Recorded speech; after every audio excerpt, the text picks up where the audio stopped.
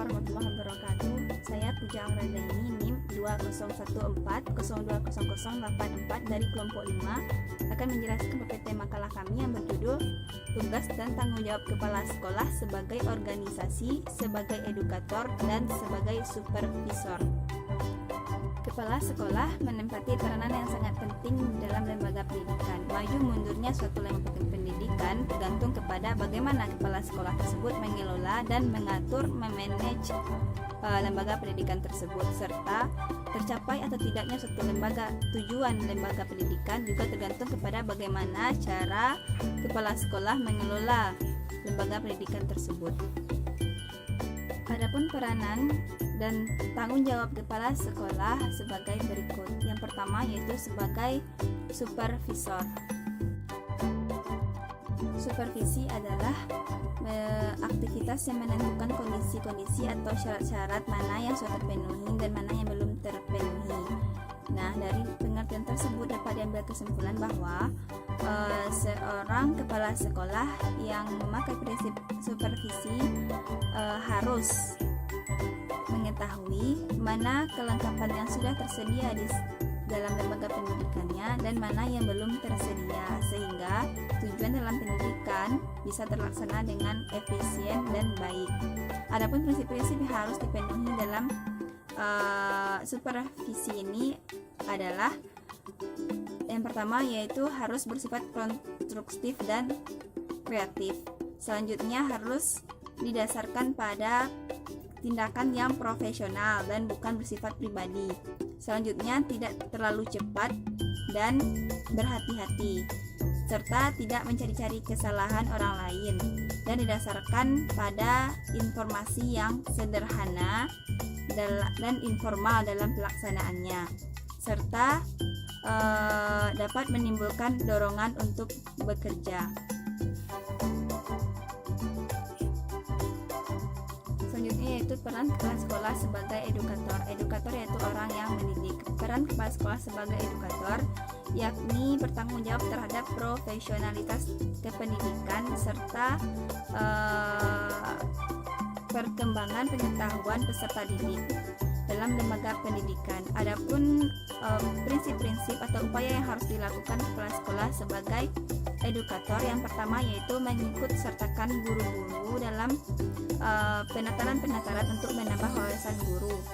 Yang selanjutnya yaitu kepala sekolah harus berusaha menggerakkan tim evaluasi untuk hasil akhir dari peserta belajar peserta didik untuk lebih giat bekerja, serta menggunakan waktu belajar secara efektif di sekolah dengan mengikuti aturan waktu di sekolah. Yang keempat, kepala sekolah harus menanamkan nilai moral dan seharusnya berakhlak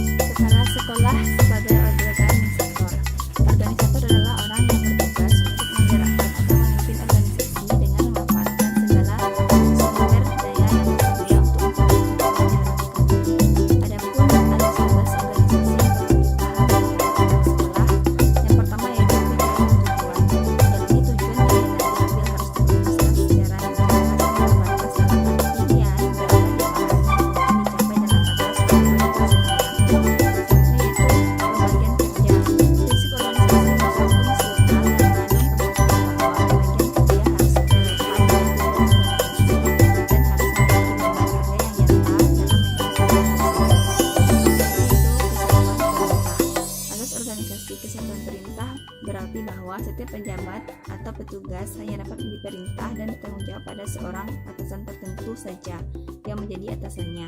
Tujuannya adalah agar tidak terjadi kesimpang siuran karena jelas dari siapa penerima dan kepada siapa bertanggung jawabkan pelaksanaannya. Selanjutnya yaitu ada koordinasi. Koordinasi adalah usaha menyelaraskan tugas-tugas dan pelaksanaannya antar setiap personel dan setiap unit kerja, termasuk juga dalam pendayagunaan setiap fasilitas dalam hubungan kerja yang harmonis dan berdaya guna. Selanjutnya yaitu pengawasan dan rentangan kontrol. Pengawasan sebagai asas organisasi menitikberatkan pada terjangkaunya setiap personal sampai unit-unit kerja yang terendah sehingga tidak seorang pun yang melakukan pekerjaan semau-maunya. Adapun rentangan kontrol yang dapat ditinjau dari dua sudut, yaitu satu, kontrol terhadap unit kerja, yakni pengawasan dilakukan pada unit-unit kerja sehingga dapat mencakup personal yang cukup banyak jumlahnya. Dalam rentangan kontrol ini, personal perintah diberikan pada pimpinan unit kerja dan dipertanggungjawabkan serta diterima juga dari pimpinan unit kerja tersebut. Selanjutnya yaitu kontrol terhadap personal secara langsung. Jumlah personal dalam suatu unit kerja sangat tergantung pada beban kerja masing-masing. Semakin banyak jenis pekerjaan dalam beban kerja suatu unit kerja, maka semakin banyak personal di dalam unit kerja tersebut. Begitu pula sebaliknya. Oleh karena itu, jumlah personal yang harus diawasi oleh setiap pemimpin unit kerja dapat berbeda-beda antara satu unit kerja dengan unit kerja yang lainnya. Adapun upaya yang harus dilakukan oleh kepala sekolah sebagai organisator, yang pertama yaitu mengelompokkan segenap pekerjaan ke dalam suatu organisasi berdasarkan sifat pekerjaan. Yang kedua yaitu terciptanya suatu fungsi yang menyeluruh yang tunggal bagi satuan-satuan organisasi. Yang ketiga yaitu adanya fungsi satuan-satuan yang berimbang. Yang keempat, penempatan fungsi yang penting pada jenjang yang tepat. Yang kelima, penamaan satuan-satuan organisasi yang tepat sesuai dengan fungsinya masing-masing. Selanjutnya adanya rentang kontrol. Selanjutnya perlu adanya kesatuan perintah serta pemberian wewenang yang seimbang dengan tanggung jawab. Selanjutnya penambahan satuan organisasi yang betul-betul sesuai dengan volume pekerjaan. Dan yang terakhir, pembagian tugas yang selalu mempertimbangkan koordinasi antara personel. Jadi, kepala sekolah sebagai organisator hendaknya menjadi seorang yang tanggap, bijaksana, dan demokratif serta terbuka, baik secara individu maupun secara kolektif, dalam upaya menghadapi dan menyelesaikan kendala-kendala yang tengah dihadapi. Nah, mungkin hanya sekian dari saya. Terlebih dan kekurangannya saya mohon maaf. Wabillahi taufik wal hidayah. Wassalamualaikum warahmatullahi wabarakatuh.